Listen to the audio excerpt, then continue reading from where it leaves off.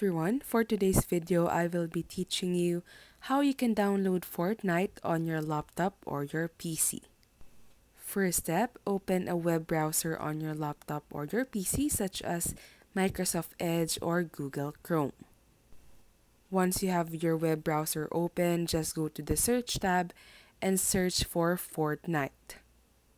Once you've searched for Fortnite, just go to the first result or the official website of the game.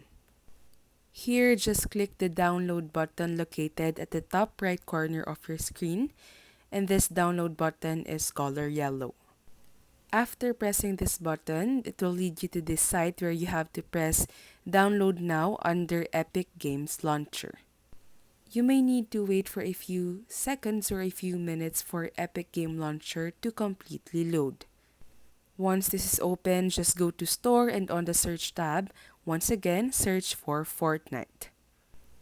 Once you successfully searched for Fortnite, this page will appear where you simply have to press the yellow download button.